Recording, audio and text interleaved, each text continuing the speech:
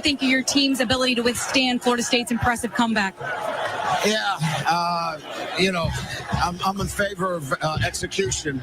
Maybe our entire team needs to be executed after tonight. I mean, your team's ability to withstand Dude, and what a pompous jerk for implying that Florida State played the way they did because they simply just didn't execute. Come on, dude. In all actuality, you had a very good chance of losing that game, and you maybe should have lost that game. I just can't stand him, man. Red-faced, short, Napoleon complex, waffle. And I mean, joke or not, we just watched a great football game, and that's the first thing you say to the media, after your team just won in overtime on the road. Yeah, that's the first words out of your mouth. Hey guys, it's Terrence Nan. You're listening to Hear the Spirit, presented by No Game Day. Go Noles. Hey, what's up? This is Peter Ward, aka E-Dub, in the house. We're listening to Hear the Spirit, presented by No Game Day. Go Live, go Noles. Hi, this is Charlie Ward, and you're listening to Hear the Spirit. Go Noles. This is Terrell Buckley. You're listening to Hear the Spirit, presented by No Game Day. No Bloody. But perhaps better known as the greatest corner to ever step on a football field, Deion Primetime Sanders. Great Deion Sanders, my brother. What's going on, man? I could wake up to that greeting every day, man. That was awesome. Hello, Noles fans. This is former Seminole Derek Brooks, and you're listening to Hear the Spirit, presented to you by No Game Day. James Wilder Jr. What's going on, James? Thanks for having me on. SSOD, Florida State or Die, and go Noles. William Bar None Floyd. Gentlemen, what's up? What is happening, guys? This is Logan Robinson from Hear the Spirit, presented to you by No Game Day. We are here on this wonderful, fabulous Wednesday evening. Man, I'm getting used to these Wednesdays. We get to get on here earlier. We're here on Monday. There was no breaks this season, people. No breaks. The content is going to stay flooding all over your timelines, your websites, your Discords, YouTube channels, everywhere. But thank you for hanging out with us this evening. With me on this show is Dustin Lewis, our lead writer and editor, still with us at No Game Day. Just got to put that out there. Austin Veazey, our lead basketball writer, and Nate Greer, our lead recruiting insider. Gentlemen, we've made it through week one of college football in Florida State. How are we feeling? Good to have you guys back. I got my energy back. The sore throat's gone. I don't know about you guys, but I'm feeling extra special today. It's going to be a good week. I'm feeling it. Extra special. I'm gonna just leave that there. I need to find some way to illustrate my happiness of how this week is going to go, and just coming off the experience in Tallahassee, that was that might be the best game I've been to in Tallahassee. I can't lie. The 2013 FSU Miami game was number one, but I think that weekend, despite the loss, and I don't want to take a moral victory, but that was just a fun game. Wish it could have won. Doak would have been absolutely bananas if they would have won.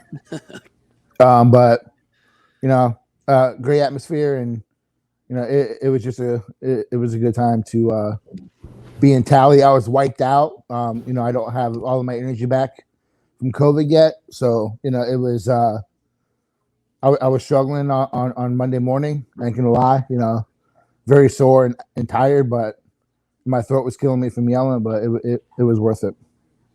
It was a great game. I know we already talked about it on Monday, but it was great to be back at Tallahassee. That was my first time in Doak since we lost to Florida in 2018 by 35 or whatever it was. It was just such a different atmosphere. It really felt like the Florida State of old, just in terms of atmosphere. I'm so happy the students stayed for the whole game, honestly. Yeah. Logan, if they would have won, I would have met you at Madison or somewhere. And, we that's what I told them. If we would have won, we would have been at Township till 2 a.m. We'd get some shots and Austin be pounding the milk. It'd be great.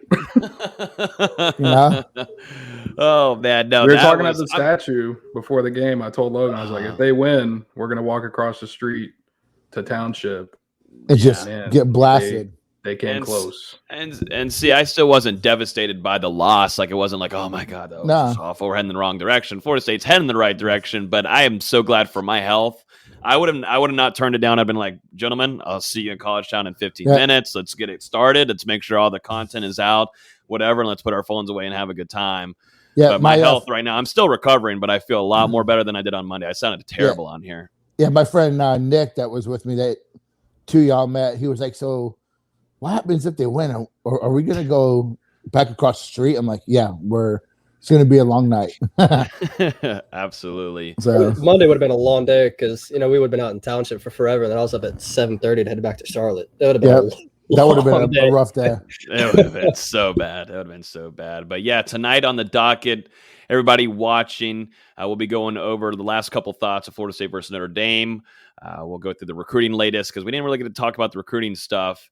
But there's a lot to talk about with some of the scoop and, get some feeling about how some of the recruits felt during the game and afterwards. We got college football week 1 to recap, also look ahead to week 2. NFL Knowles start this weekend. Actually, I know football for the NFL starts tomorrow night. So we'll be going over that. We've also got a little bit of Florida State versus Jacksonville State to cover. Nothing too crazy here. We don't need to go into extensive, but we'll have a score prediction. We'll predict who's starting at quarterback and what do we personally want to see on the field this upcoming week. And as always, you can listen to this podcast on iTunes, Google Play, Spotify. If you're on iTunes, feel free to rate 5 stars and leave a review. If you're on social, hit the like button. If you're on YouTube, subscribe. And yeah, I think that's practically it, gentlemen. Let's jump into the rest of the episode here. So let's start off. Final thoughts on Florida State versus Notre Dame. So obviously Florida State loses to the field goal there. And, overall to me, I think it feels nice. The people that, I was at work today and get to hear their thoughts. And, a lot of people so far feel pretty optimistic about this team moving forward. I think a lot of Florida State fans after leaving the stadium were kind of, disappointed off just missing that field goal. But looking forward, though, there's a lot of optimism in Tallahassee right now. Yeah, I mean, there should be. We talked about before. We watch this team, go down 18 points to Notre Dame, and normally they would have laid down. But it was a different Florida State team on Sunday night. They came back.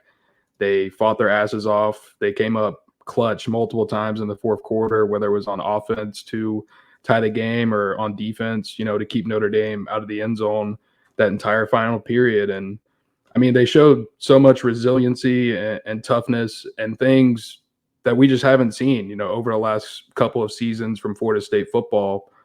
So, despite the loss, you've got to feel optimistic about this team moving forward. And it's important they bounce back in a big way this week against Jacksonville State. Yeah, I agree with what you just said.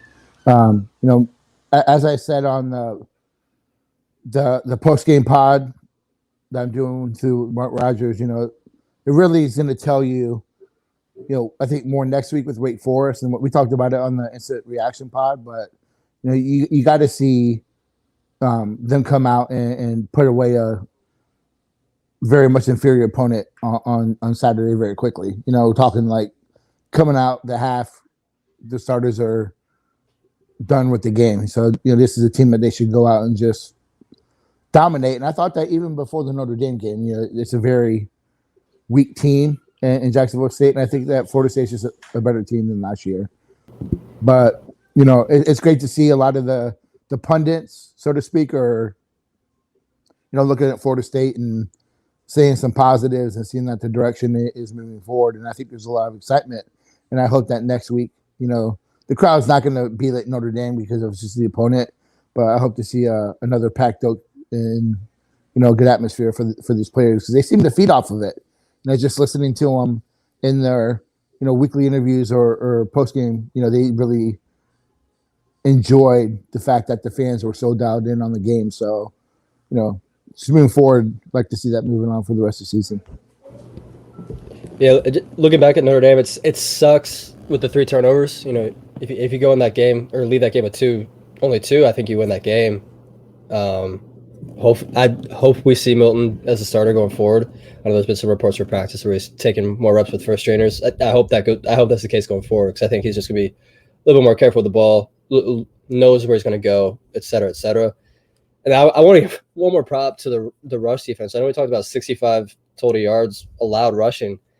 I don't think we mentioned it was only 1.9 yards per attempt, which against those two backs that Notre Dame has is incredible. They seem to live in the backfield, especially Jermaine Johnson, Keir Thomas. Just such a great job from the defensive line, and we needed to see that after last season's disappointment from the defensive line. It's good to see defensive line with some fight and some energy. Hat tip to the defensive line. They were crushing it. They kept the running game, like you said, down, diminished all that. And Jermaine Johnson lived up to the name. I mean, it's going to be fun watching him for the rest of the season. I think Notre Dame kind of had a game plan for him in the second half and adjusted for him. And maybe he was a little worn out a tad because, I mean, he was all over the place in the first half. But he also had Keir Thomas, who was making plays too. Quashon Fuller comes in, and he makes a few plays too back to back. I mean, we were here. I was really excited to see Quashon Fuller play, and he's going to be a great addition just to throw in there whenever Jermaine Johnson or someone needs time out. And that seemed to be the case where you had some guys in the back, and you have McLendon too, but it seems like that defensive line, is building that nastiness that you used to seeing at Florida State, and they crunched down and wasn't allowing that run game to even happen. It wasn't even possible. Now, even the linebackers were hitting the right fits. Last year that was a huge problem, but even the linebackers played sound. Really liked what I saw from the corners coming up. All the defensive backs aren't afraid to put their nose in and get aggressive. So, rush defense is definitely a team effort, but that defensive line, the two deep, just did a phenomenal job. So, yeah, I mean, the biggest thing is forward. Yeah, and I thought the biggest thing was Florida State. They didn't really give up any big plays in the rushing game, the whole game. And last year, I mean, the story of it was just Kyron Williams and Chris Tyree running all over the Seminole defense. Both of them had over 100 yards and, at least a touchdown apiece. And you saw on Sunday night, I think the longest rush by either of them was like 14 yards or so. 12. So, even better. So Florida State, not only did they allow basically no production on the ground, they also didn't give up any big plays. Yeah, no, and I looked at Travis Jay, and I know there were some comments on the piece, and if you wanted to comment on it, Nate, just to kind of give an actual rundown on it. But, for Travis Jay, I think he put himself in the right positions for the most part. Those things can be fixed. He's one of the top players that I'm looking going into week 2 and the rest of the season. I'm not worried about that as a free kind of talent guy, and that can be fixed. But, that was just a tough game for him, and that's just how it was. As a recapping of a game, that was just a tough game for So the purpose of the article is to talk about, this isn't a season-long stock up, stock down. This is coming out of the game. Who needs to, revisit some things moving forward. So the reason why I put him as number 1 for stock down was you heard a lot of great things in camp. And it's not to say that he had an awful game. Like I said in the article, he's super aggressive in the run game. He was there in the short stuff. He made a nice play on a deep pass where he broke it up. And he's got to work on his fundamentals. I think he relies too much on natural ability, which is going to happen for a young player, especially sliding back to a new position. I'm not worried one iota about Travis Jay. I've said numerous times on numerous podcasts how I think he's one of the best players on the team, regardless of any position. And I fully expect him to have a great season. After game 1, I thought that he could have played better. So therefore, he was a little disappointing in what I think people expected coming in. I don't think anyone expected him to give up 2 long passes. And they also, they clearly were targeting him deep. So Notre Dame thought that they could take advantage of that. So I'm not crazy for thinking it, but I also don't think that, that's going to be a season-long thing. I think that he's going to get that corrected and continue to progress and have a great season. So everyone needs to relax a little bit about that. Yeah, I think everyone just loves to give you a hard time, Nate. But I mean, to your point, we talked all offseason. We've given Travis Jay a lot of love. I think all of us think he has a chance to be a potential star on this Florida State defense at some point in his career.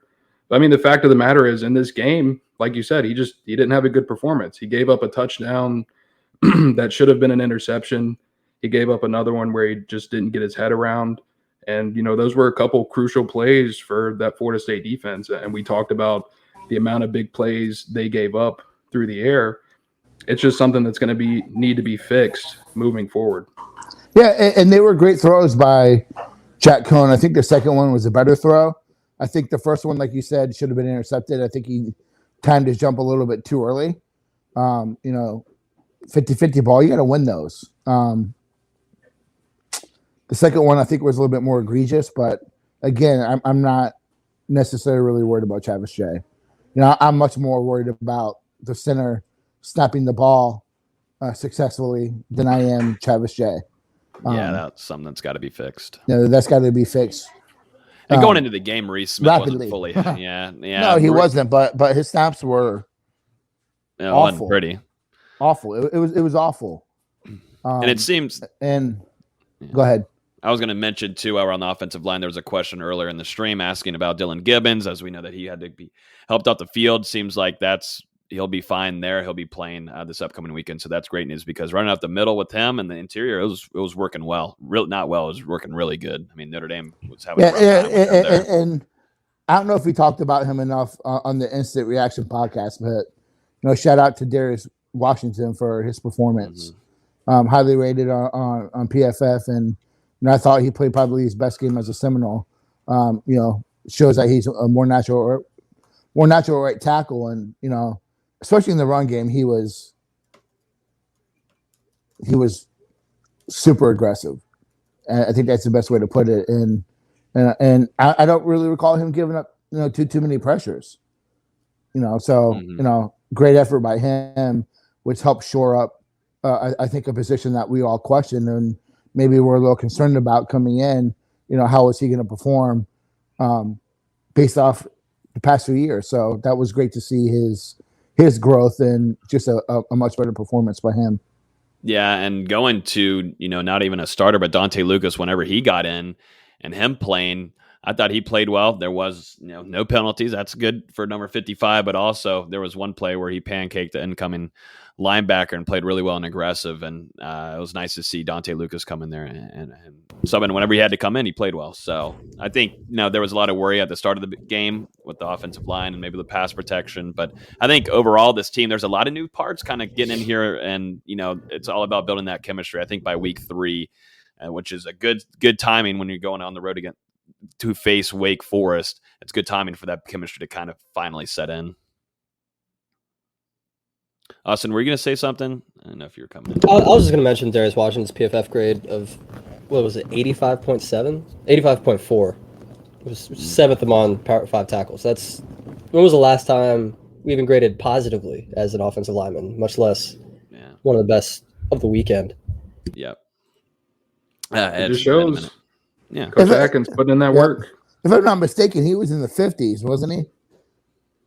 Last season? I don't know what his historical PFF grade, but I believe he was as low as like 58. Let me see if I can find it real quick. One of the worst grades in the entire country. Yeah, I think the whole offensive line was between like the 40s and the 60s basically last year. Who do you think is running back 1, 2, and 3? In my opinion, Corbin 1. I've got Treshaun Ward number 2, and then Toa Philly 3. We didn't get to see DJ Williams last game, but I think that's 1, 2, and 3. Does anybody agree on that? I think we saw that in the game. Yeah, practically. Yeah, we talked about Ward. Treshaun Ward was in the game late, so that tells you the coaches trust him. On those pivotal drives, it was Treshaun Ward, not Jashaun Corbin, which I think was, surprising to see, and it tells you that this coaching staff has a lot of faith in Ward and what he can do with the ball. Mm-hmm. Yeah, and they're protecting the ball really nicely too. That's something we sometimes forget to think about, but they protected the ball very nicely, and it's good to see. Good ball protection. So I think that's practically last little thoughts there. We can kind of transition into some recruiting since we didn't get to talk about that during our instant reaction. The NB Tide brings it up here, and we can kind of answer this a little bit too. But, what have you guys heard, Nate and D. Lou, on the recruiting front of things? You got to talk to a few guys after the game. what were they feeling like? Because when I was in the stands, looking at that recruiting section was absolutely wild. I mean, that was huge right next to the marching Chiefs. I mean, they matched about the amount of people that are in the Chiefs. I mean, it was huge. And in the fourth quarter, I was actually looking over there, and you got to see that entire section standing up, all engaged. You got the recruits standing up, the family members engaging. You don't usually see that. And if looking at college football games, you don't usually see the recruiting section all engaged like that. But when it was fourth quarter, overtime, they were all standing up. But what do y'all hear about that? And, what the kind of momentum that brings to the recruiting for Norvell? Yeah, it seems like, even though Florida State lost this game to Notre Dame, it came away as a positive impact for recruiting moving forward, just because, the atmosphere was absolutely insane. The team itself showed a lot of improvements on the field. And, a lot of people didn't even expect this Florida State team to be able to compete with Notre Dame. And like I said earlier, for them to go down and then fight back like that, I think it showed a lot to the recruits as far as this team's ability to overcome adversity as well, which is something that they haven't had lately. And it shows, the coaching staff's message is really starting to settle in. And, that's been kind of what's been echoed to me from recruits. They were all really impressed, especially by the atmosphere. They said fans were coming up and recognized them in person. We're getting pictures with them. They thought that was pretty cool. And just Florida State itself, they were impressed by the players, the coaches. So this is going to be huge for FSU moving forward. They didn't get a commitment this weekend, but I think eventually the momentum that started building here, it's going to pay off down the line, especially, in my opinion, 2023 five-star wide receiver Jaylen Brown. I think he's really starting to trend towards FSU. I got a chance to speak to Georgia Tech commit Jaron Willis, who is obviously a guy that the Seminoles have still continued to pursue despite his commitment to Georgia Tech. And he told me tonight, he grew up a Florida State fan. This was his first chance to walk into Doak Campbell Stadium and watch a game in person. And, man, he was just blown away and said he's definitely going to be back at FSU again at some point this season. So, it's going to be big moving forward for both the 2022 class and the 2023 class. I think we're going to see some guys become Noles down the line. I think that coming out of the weekend, they invested a lot of time into making this weekend what it was, kicking off the season, national television, first game back, full crowd. Typically you'd wait for Miami, but they really wanted to make this the big recruiting event of the season. And despite the loss, and, we got to remember recruits don't necessarily look at it like a win-loss thing. They look at it at different reasons, whether it's, can I go there and play early? Can I go there and develop? How's the atmosphere? Different things that these recruits look for. And like Logan said, I would say 98% of that recruit, section was up and cheering, which is typically not what you see. You may see, a handful, 20, 25% up and participating. The whole section was. So they were dialed into the game, and that has a lasting impact.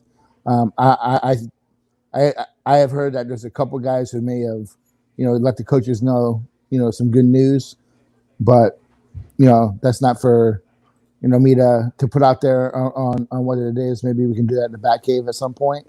But, kind of to piggyback what Dustin said, the recruits I've talked to so far, the main things that I've heard are, just their sheer surprise of the atmosphere, how loud it was, how engaged the fans were the entire time. And the fact that, the fans didn't give up and a lot of them were like emphasizing the word loud and how they would be excited to play in an environment like that. Heard a lot of good things about the coaches, pushing that family vibe and, them making time for everyone there, having 100+ recruits and still making time to talk to all of them at some form or fashion. And just the direction of the program, I think it showed,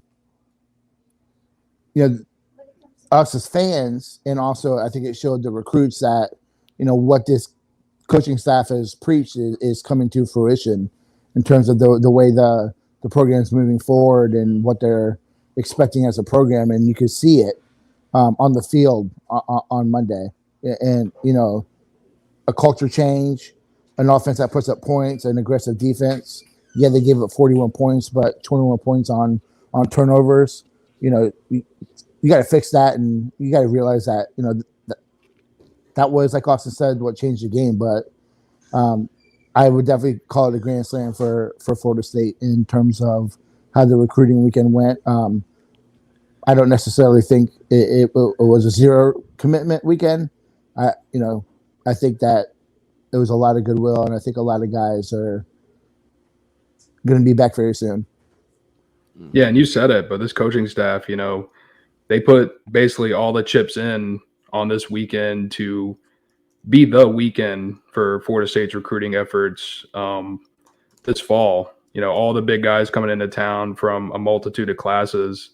And I think we can safely say, the gamble definitely ended up paying off for Mike Norvell and his staff, and they're set up in a good position right now moving forward. They just got to keep this consistency. Yep. Yeah. They can't lay an egg this week and, win 24-17 and then go to Wake Forest and lose. They got to keep that same energy week over week. And like I've been preaching for months, they got to make a bowl game. So if FSU can play that way the whole season, they're going to make a bowl game, and it's going to be a fun ride. They're going to end up beating a team that they shouldn't beat. Not only was the product on the field fun and the close game there with a talented Notre Dame team, but the environment, the crowd, the student section, that just advertised itself. Doak Campbell Stadium at night, there's nothing like it. I know ESPN aired a little clip there that Florida State's socials have been sharing of the loudness that was there. The whole crowd brought it. They advertised Florida State and that nighttime experience under the lights on Bobby Bowden Field very well. And, players want to play in that kind of environment. That's what they want to do. They want to go from high school and be under that. And Florida State fans, everybody in the comments that were in the game, great job. You helped out in recruiting for some of these guys. And, like Nate and Dustin said, there's going to be some guys that I think it's not going to take much longer for them to seal the deal and see a little bit more improvement, make sure they don't screw up and mess up any of it this upcoming weekend against a smaller opponent. And there's going to be some guys sealing the deal headed in Florida State's direction. I think even outside, like the tailgating and everything outside just seem more energized. And that's probably, 2 years in the making. I haven't really been able to do that since 2019. That plays a part of it, but there was a palpable excitement just walking around and talking to people and hanging out outside of Doak. And that's not just people partying. You just tell the energy was high, and that carried over into the game. So, yeah, no, it definitely brought that kind of environment that you love to see. And like you said, Nate, this is one of your favorite ones you haven't been to. And I think also is the factor of not having fans in the stands for a good long while. So that has to have helped a lot. Going back to, some other crazy environments, college football week 1, there was some crazy games. You want to start off with number 1, probably your favorite game that you got to watch, Nate. That was in Atlanta. That was in Atlanta, baby. My favorite game was Alabama versus Miami. Oh, okay, yeah. So that one. Yeah. Alabama versus Miami was my favorite game, just because it gave Miami fans a reality check of where they're at as a program. Just the irresponsible belief that they actually were going to go in and beat Alabama. Yeah, some of these guys, and I'm sorry. I joke around and talk smack and say FSU is going to win 82-0.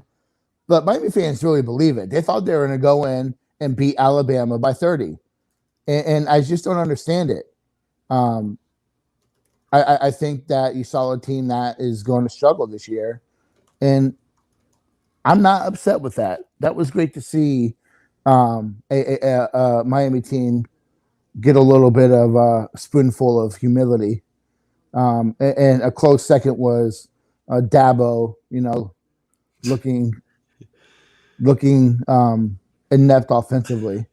They played a great Georgia defense. Kudos to that. But for me, anytime Dabo Swinney loses, it warms my heart. It makes me feel very happy. You had a really good weekend with all your favorite coaches losing. I had a great weekend. The only thing that I was upset about is that I did not get a chance to yell at Brian Kelly in the walk-in. But I got a chance to yell at Kyron Williams and tell me he wasn't going to do squat. And his mom turned around and gave me an eat shit and die look.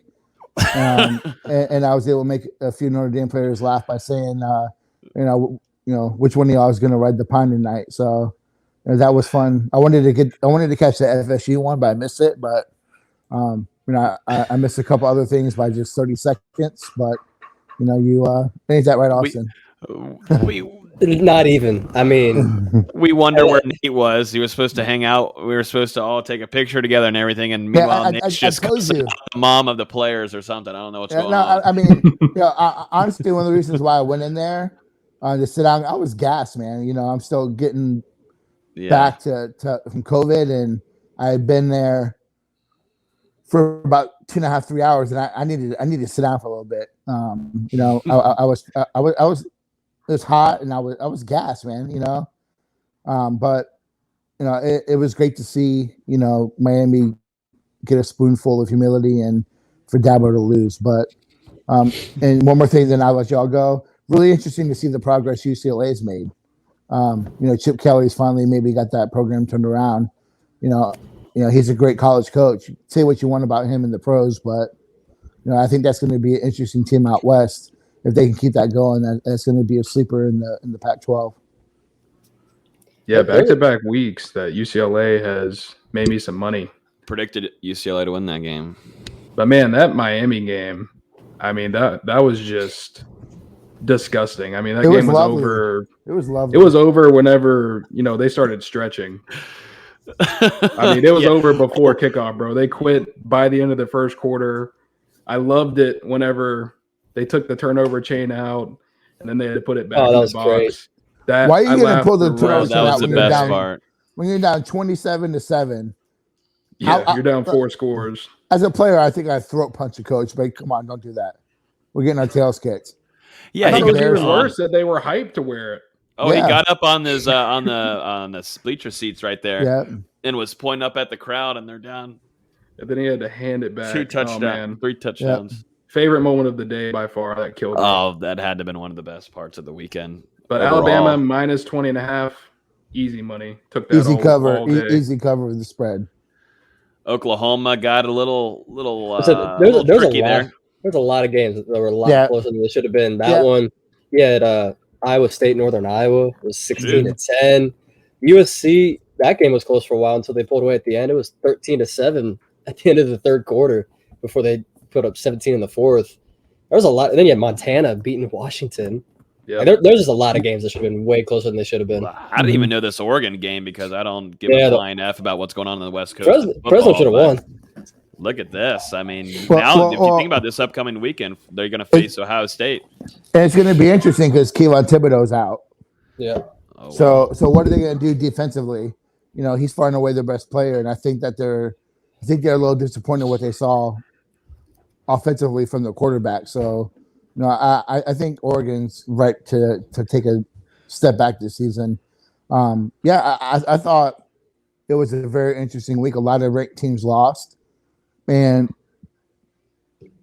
we saw the return of defense in some of these games. I think that COVID really made it hard for defenses last year.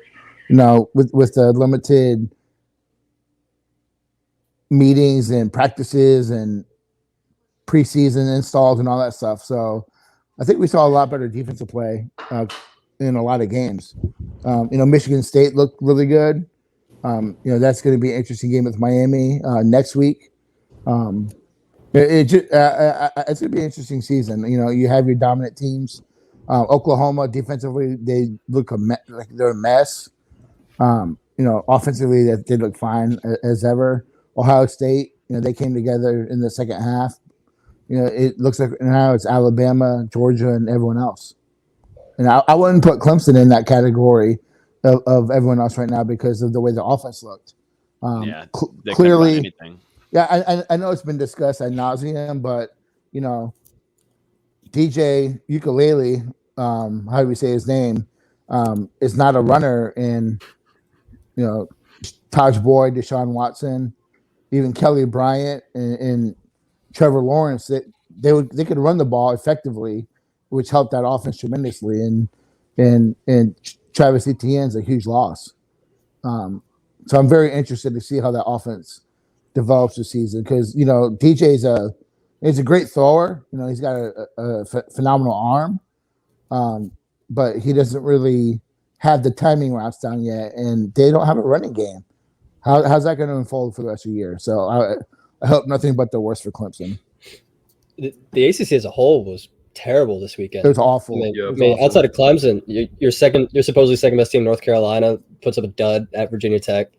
Duke loses against Charlotte despite 255 yards from the running back. Mm-hmm. There's another one. Georgia Tech losing at home. And really home. And then you go to Monday night. Louisville just got smacked by Ole Miss. I know the final score had to be 43-24. It was never that close. It felt like they never had a shot the entire game. Yeah. It's a horrible weekend from the ACC. Yeah, I mean, you've got to feel better about those games. Louisville, North Carolina, even Miami, getting beat down by Alabama like that.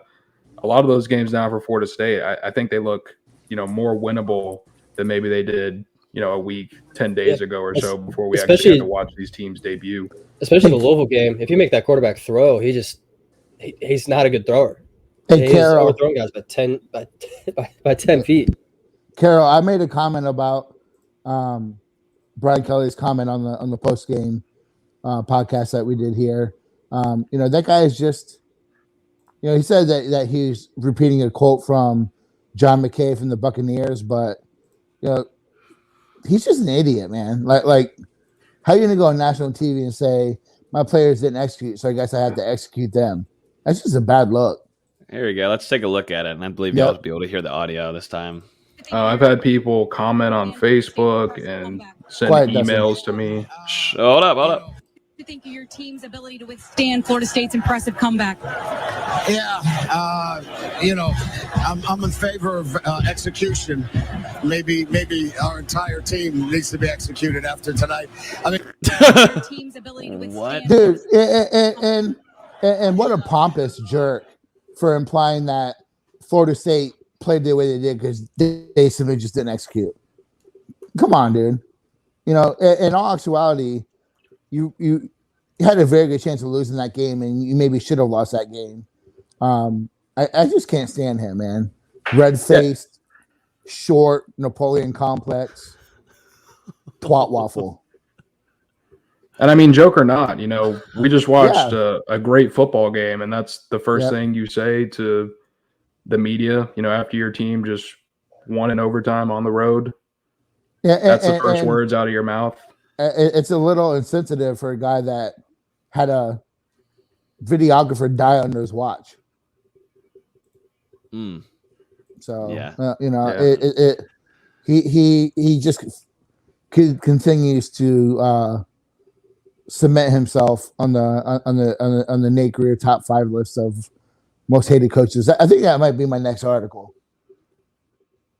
There you go. We got some Notre Dame fans in the chat here telling us that it was just a joke, a friendly joke. Yeah. That's why they had a press release immediately. PR said, let's go ahead and fix that immediately. Yeah, that's why it was addressed by the Notre Dame media right away. But we're morons. Yeah, we're the idiots here. Oh, Kick Lordy. Rocks. Oh, goodness. Hey, that's... Let's move on to some NFL Knowles here. Ian Book's going to be 4th string, just to put that out there. Jameis Winston will be starting. Mm-hmm. They'll never start a game for the Saints. Just to put that out there, just real quick, while we have the Notre Dame fans in attendance for the stream. But anyways, let's jump into week 1 of NFL Knowles. As you noted, Nate, you can bring it up right now with Asante Samuel Jr. being named cornerback starter. Yeah, Number DBU, 2. man. DBU. Yep. Good for him, man. He really had an opportunity to slide into that first round. Some people thought he was going to make it. Went in the second and had a great camp and a great preseason, and really happy to see him have success, because he was one of the few players over the last few years that really, put forth a lot of effort and wanted to be a winner when a lot of his teammates were not on that same page. So good to see him go to the NFL and earn a starting role as a rookie on a team that some think are going to contend for the playoffs. And speaking of rookie starters, I saw Nazarene is likely going to be a starter for the Jets at outside linebacker. That's a 5th round pick, 6th round pick. It's good for him. that doesn't shock me. I thought always he was a 2nd round latest kind of talent. He's just going to get everywhere. He's going to play really well. He's got a long career. If he can stay healthy, he's special talent. Yeah, I mean, steal for them. If he turns into this, great. But he's kind of like a Thomas Davis, a bigger safety in college. And he's going to slide down and be an athletic outside linebacker that can also, cover and maybe play, a strong safety in different packages. But the only reason why he was a late pick is because of the knee injury and playing minimal games last year. If he would have not gotten injured against Florida, he would have left that year and would have been a high draft pick. So, that's a good one too, Austin. Congratulations to Nas and I think he's going to be a really good pro. And man, can you believe the Jets made a good decision? How about that? Wow, that is shocking. It looks like they made a couple good decisions in that draft. Zach Wilson looks a little bit better than people think. The comments tonight are amazing. I'm so glad football is back. This is what we need. This is what we want. We've got the Notre Dame fans still throwing it in here, saying that Notre Dame was up 18 points and that they should have kept their foot on the pedal, Nate. Can we move on for the Notre Dame fans? Yeah. Shoulda, coulda, woulda. If the refs would have called the 2 roughing the passer calls, Florida State would have went for a touchdown, not a field goal, and would have been up on Notre Dame and not have to tie the game. And they missed offensive pass interference too in the 4th quarter. Yeah, and they would have had to, with 54 seconds, would have had to drive down the field to get a touchdown. So there's a lot of coulda, woulda, shouldas. Hindsight's wonderful. It's a great game. Maybe you should be more upset with your coaching staff and their decision to try to run it continually when they were having 0 success. So instead of deciding to throw the ball, they thought they could change the entire direction of the game when they were getting shut down in the run game.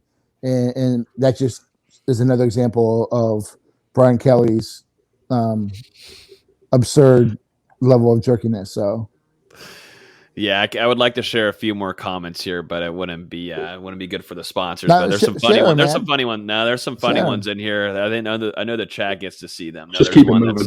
Yeah, we got to keep it moving from on here. But let's go back more. I'll be actually in attendance. So I kept my word on Twitter. I'll be in attendance this weekend for Jameis's start against the good old Aaron Rodgers, baby, the Green Bay Packers. That's going to be a 4:25 kickoff in Duval. They had to switch over the game location from New Orleans. Obviously, the past hurricane coming through.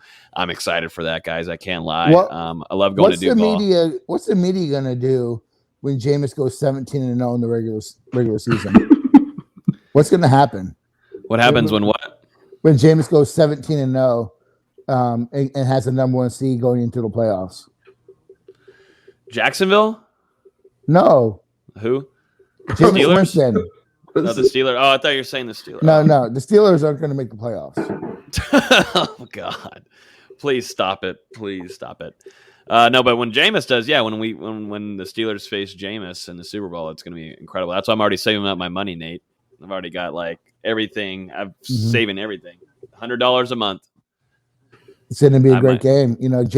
Jameis takes out the guy that some people thought, was going to be, Big Ben's replacement when he became a free agent. Yeah. Well, I would have never said that, right? That would be like 75-0. I think Jameis would just dominate the Steeler defense. Okay, now you're being just silly and stupid now. All right, Brian Kelly. But going on to the rest of these, I mean, all right, Gene obviously, Williams. I think it'll be a good game. Who wins the game, Saints or Green Bay? This is in a neutral site location. What do we got? Does Jameis light it up? Hopefully, but sadly, Green Bay is going to win. Give me the Saints in an upset.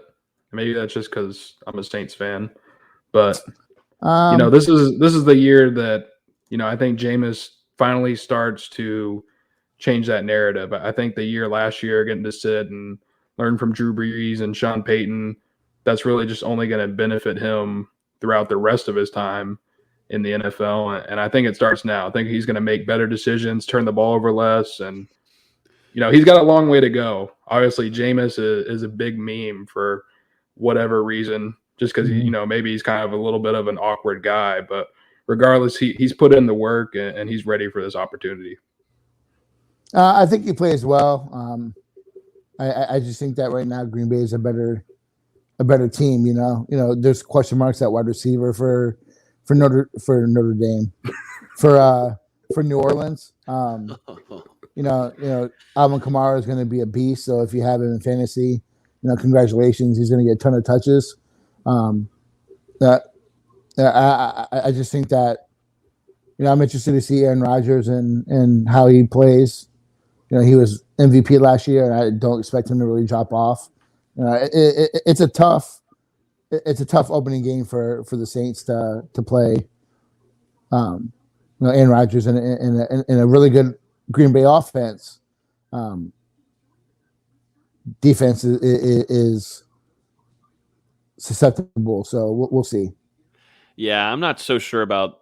Still not sold fully on the Packers defense, but I think this is the premier game of the. No, it's not. I mean, Steelers Bills obviously, but then number 2, it's Saints and the beautiful Green Bay Packers going at it. Aaron Rodgers versus Jameis. I think there's gonna be a lot of points. I do think neutral site location. We'll see. We'll see if the Jameis crowd, a lot of Florida State fans will be in attendance. It's going to be like a 35-28 type game. I'm excited I think it's going to be high scoring because Green Bay's defense is a little questionable in there. Isn't Green Bay's left tackle out? I will not be able. Yeah, to he's out for 6 weeks. His name is. Bakhtiari. Yeah, that's going to be something to watch. Because and Cam Jordan could have a field day. I mean, they're not great across the offensive line with him out. They're not. They still got talent. They still got Elton Jenkins. Yeah. They still got what's the other dude's name? They got another good guard. I forget his name though. They've got a solid offensive line. It's not terrible. They did lose Corey Linsley to the Chargers though. Yeah, that was surprising. They didn't push harder for him. This is a good note here, real quick, to finish off the NFL Knowles segment here. But Derwin James makes his comeback too. It's going to be fun watching him. And Nate, I know you love some Derwin James, but it's going to feel good having him back. I'm going to not hype him up because I want him to stay healthy. If he stays healthy, he's going to have an all-pro year. I really want him to stay healthy because there's not many people that deserve it. He's a great guy off the field, great person. And just is a phenomenal football player, and it sucks to see nagging injuries and things happen that get in the way of having a great career. Guys like Grant Hill, you look at NBA and Penny Hardaway. You just hate seeing things like that where an injury derails a guy's career, and hopefully he can be healthy and have a great season. Absolutely. Before we move on, what do you got to say? I was going to say, Derwin James is a GOAT. There you go. I like that. To move on here, before we get into Florida State versus Jacksonville State and a little preview there and score predictions, I want to give some love to our sponsor on the show, Proud 90. You can find them at proud90.com. Phenomenal polos, golf polos. You can wear them. They're thin. They feel really good. Definitely if you're out there in the heat, the Florida heat, man, they would have felt really good, at the game this past weekend. But they're nice. They feel nice. They're easy to wash. They don't shrink on you. And also, you can help support some former Knowles that are helping run that that company there. It's proud90.com. And also, if you want to use code NGD20, you also get 20% off. So a crazy good deal that they're offering right now to all of our listeners on here for limited time only. NGD20 for 20% off. Proud90.com. Those guys are awesome. We definitely appreciate them sponsoring the show. And the polos look awesome. I've never gotten so many compliments on a polo, and I'm not even lying about it. I went to work. I've been out grocery shopping, and everybody's asking where we got it. So proud90.com, best golf polos and any kind of fun polos you want to wear around in the game right now. So definitely go check them out. If they had a FSU polo, I would have totally easy money. I would have totally worn it. Easy money. I was going to say, make sure to check those out, and you could be wearing the same shirt that Mackenzie Milton is wearing on Saturday. That's right. Mackenzie Milton is also partnered with Proud 92, so in the family with us over there. And like you said, I wear a Columbia one every time I go to the games, and if I were to have a Proud 91 FSU one, it'd be better. The quality is just better. So shout out to them. Before we move on, any kind of last thoughts before we get into Jacksonville State versus Florida State, gentlemen? We ready to kind of run through this? Nothing going to be too extensive, nothing too crazy. I think we can go and jump right into it. So Florida State's going to be facing Jacksonville State on the ACC Network this upcoming weekend on Saturday at 8 p.m. We got a late kickoff again. This one's even a little bit later, but we will be there. I know I'll be in attendance. Dustin will be in coverage. The rest of the guys will be doing their thing. But, right now it seems like Florida State, we'll see how the mental state is. But I think a lot of Florida State fans are happy and really excited to get back inside Doak Campbell Stadium and watch this team play again after Sunday night's performance. And they get a tune-up game, which I think they kind of need. Go against a team that's pretty bad. I don't think we need to beat around the bush here. It's a pretty bad team. They get to put some younger guys in there, see what they got depth-wise, experiment with some plays, experiment with some formations. Hopefully, a lot of these guys are out of the game by the end of the second quarter, and we win 16-0 or something like that. But it's a good tune-up game. It should be at least hopefully be fun to watch.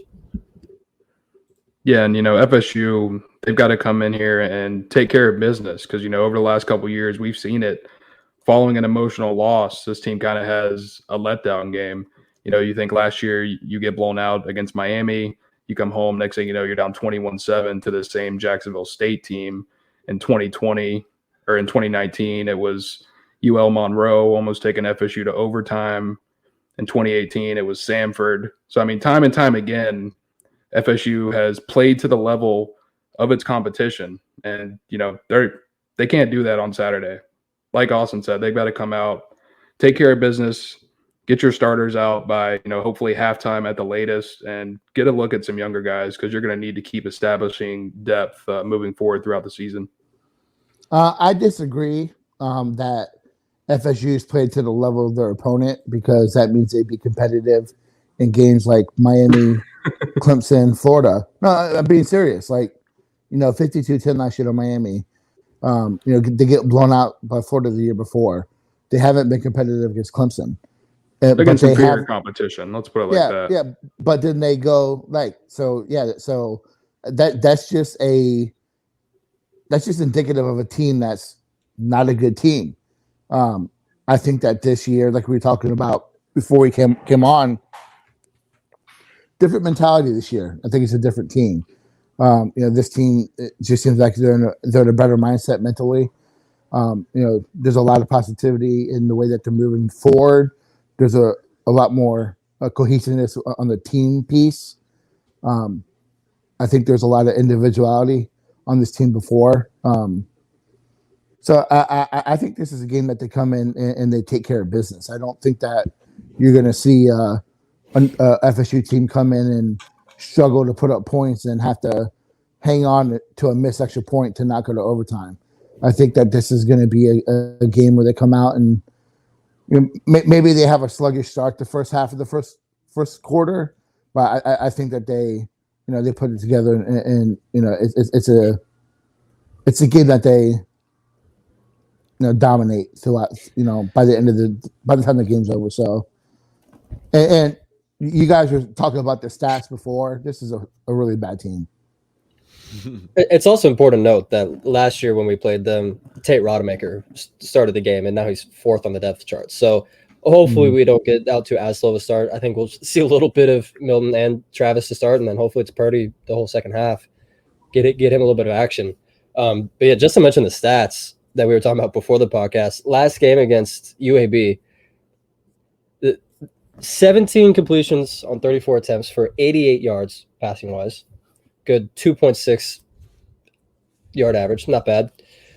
Rushing total of 66 yards, solid. And then they gave up 150 yards on the ground and 371 yards in the air to UAB. It's not like they were playing a Clemson or an Alabama. They played UAB. Did you mention they got shut out yet? I did not mention. They did get shut out. 31-0 at UAB. It's not a good team. Anything less than a blowout is a letdown for this team. And like Nate said, hopefully this mentality keeps up, or the Florida State just wants to come out and dog everybody. They want to be physical. They want to be in your face. I hope that keeps up. I hope it's not like UNC last year where they have one good game and come out and lay a dud. This team needs to stay hungry. Yeah, I do think that, I do think that Milton, I think he's going to be a starter. I think that he probably needs to play as much as possible while keeping him safe and healthy, just for, development of the offense. But I would like to see Chuba Purdy as early as possible. And say Milton's a starter. And you have packages for Travis, you gotta get them out as soon as possible. So if that's 12 minutes left in the third quarter, great. If that's starting the fourth quarter because they want to see more on offense and they want to keep them, just getting a rhythm going offensively, so be it. But this is a game where Chuba can come in and play a lot of minutes. Yeah, agreed. What do y'all want to see heading into this game, though? I know you kind of brushed around it a little bit, but what do y'all want to see after y'all saw the last Sunday night's game? Improvements anywhere? Who do you want to see more of, et cetera, et cetera? What is those picks there for you guys? Want to see more from the receivers, especially Malik McClain and Andrew Parchment. Parchment got open a lot. He just didn't get thrown the ball. He did get that one touchdown, but he's got to get more targets. And then McClain's just so dynamic in so many ways, not just as a pass catcher, but he's great run blocking. I think I would start him over Wilson at this point just because of what he brings in both facets of the offense. I think he's phenomenal. But yeah, I really want to see those receivers step up and actually get targets. I know part of that's quarterback play, but you got to trust your receivers at some point. I agree with you on the McLean. I want to see McLean. I thought, first game as a true freshman, he is fast. He not only has size, but he is fast and he's shifty and he's agile. He's got to play more. I think with him being on the field, it opens up your offense even more and as a threat. So you got Parchment on one side and McLean. I want to see more of number 11 on offense. I think the way he blocked is going to earn him more playing time this week. He had like a run blocking grade of like 79. Yeah, as a receiver, that's incredible. I don't necessarily want to see a player here or there step up. I just kind of what we've been talking about. I just want to see them come out and do what they're supposed to do. I don't want to see what we've seen in the last 5 years of an inferior opponent, a team that should get blown up by FSU, and FSU comes out and just plays poorly. They look disorganized. Turnovers, penalties.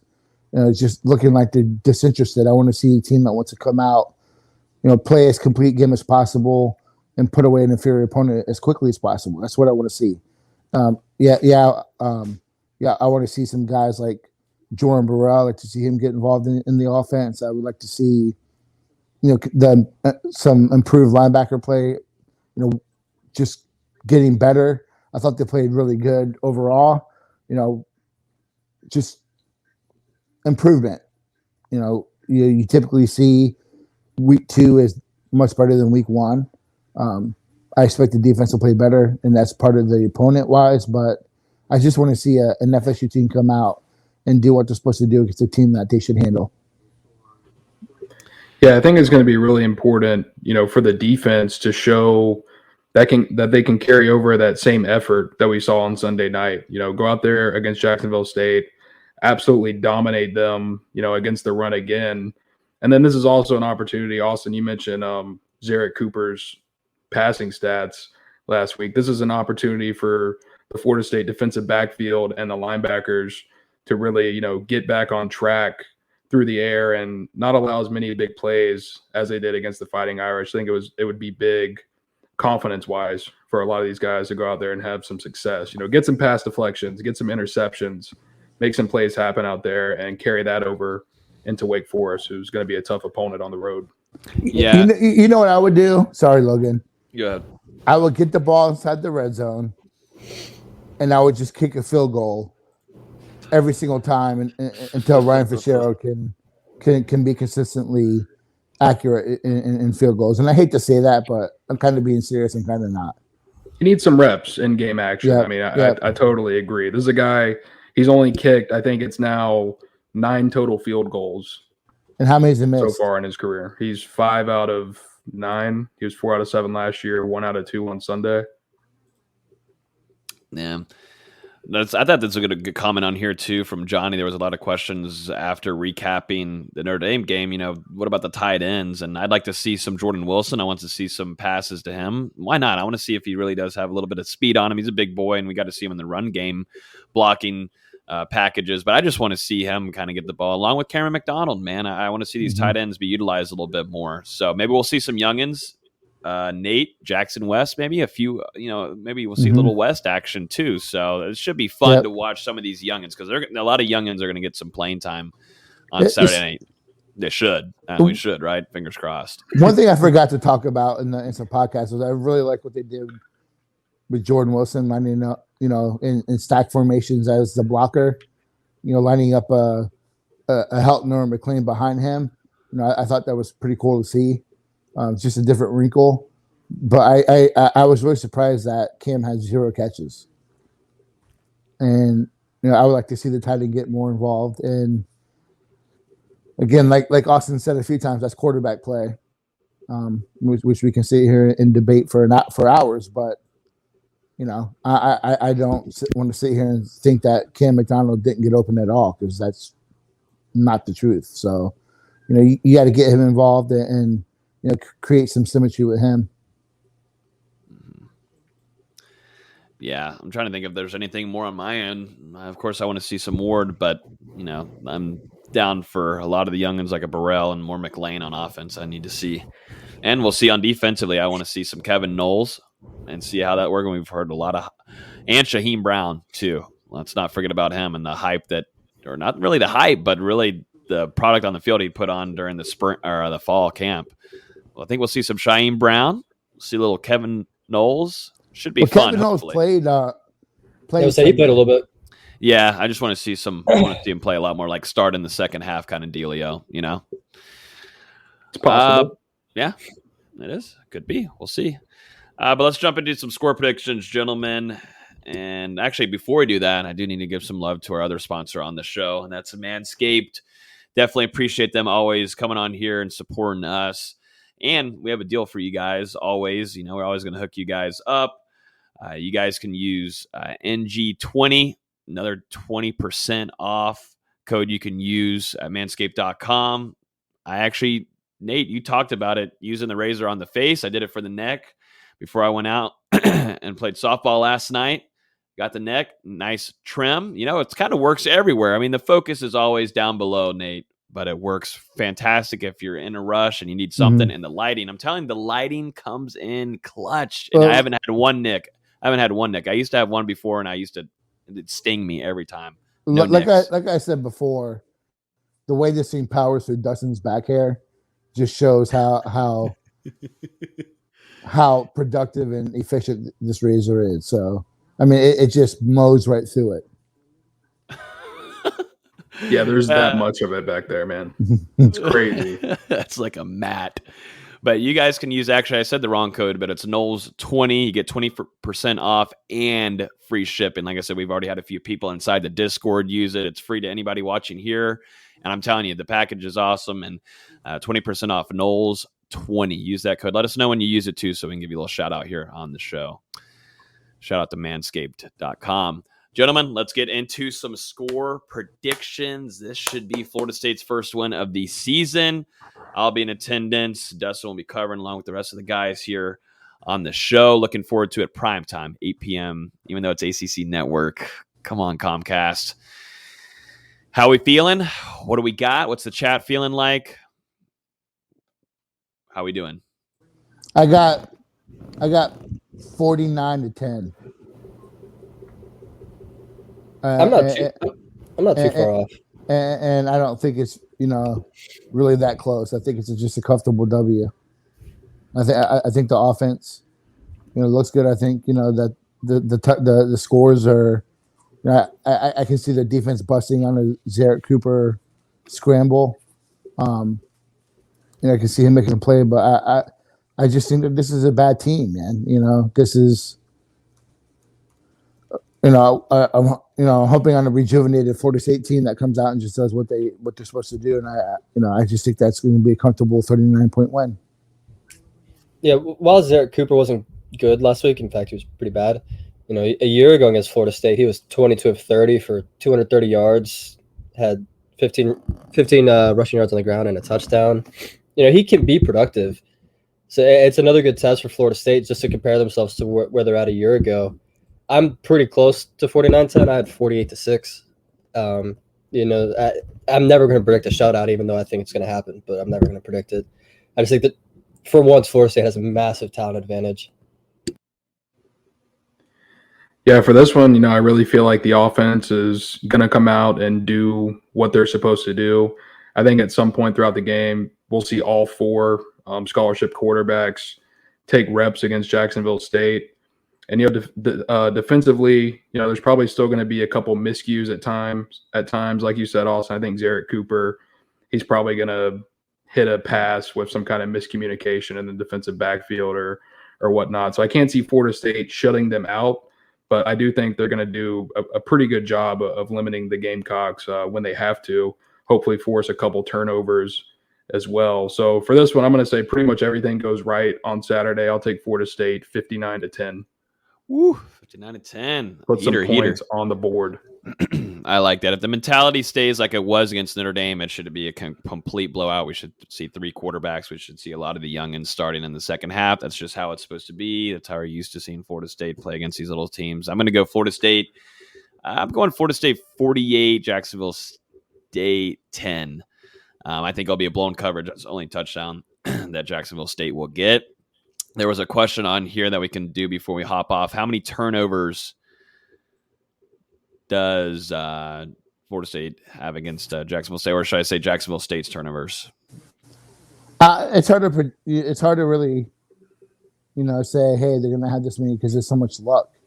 You look at Notre Dame; they had 2 fumbles that they, fumble luck, and that could have changed the tone of the game if Florida State recovers those fumbles. One of them was deep in Notre Dame territory, which would have been a chance to put up 7. So, if you look at their last game against UAB, what was it, Austin? They turned the ball over twice.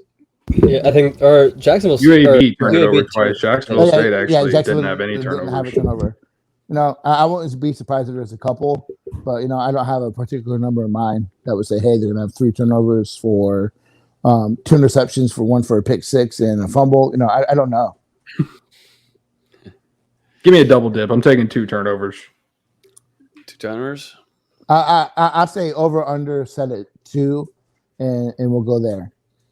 Picking a fumble. You're gonna go over under on 2. Push. I'll say put it like 1.5. I think 1.5 is more of a better over under. 1.5. I'll take over. Okay. Okay. I like it.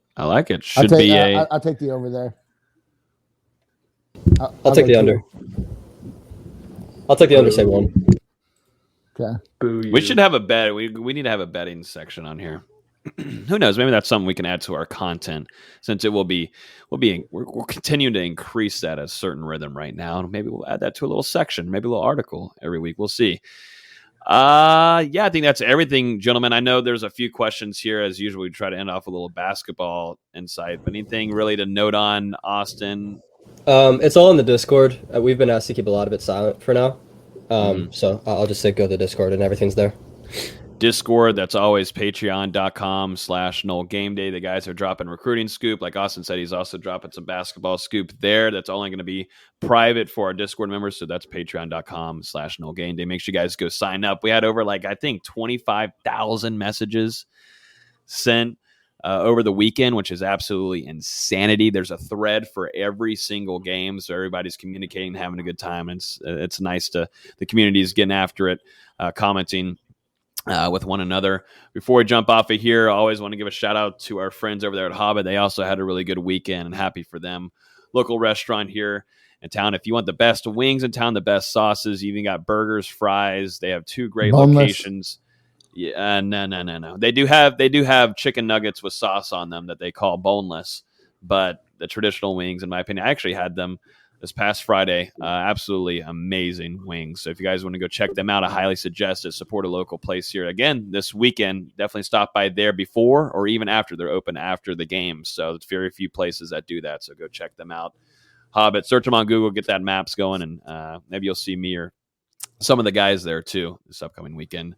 But I think that's practically going to do it. If you're on YouTube right now, about to hop off, make sure you hit that subscribe button. If you're new, hit that bell too, so you'll be notified every time we release a new episode, and hit that like button down below. It just helps a lot, and it's free to do too. So just something quick, and it helps us out a ton. If you're on iTunes, feel free to rate 5 stars if you'd like. Other than that, gentlemen, we should have a pretty fun weekend ahead, and next week will be really cool. And yeah, that's all I'm gonna say. And everybody have a great weekend. There's just no panic here over here at No Game Day. We're rocking, baby. It feels good. And we got a team on the rise. Teams looks like there's some development happening. It's a fun time to be covering Florida State right now. It really is. But y'all have a great weekend. Enjoy NFL football this upcoming weekend. Enjoy week 2 of college football. We will see you guys next Wednesday night at 8:30 p.m. Peace. Not the same word.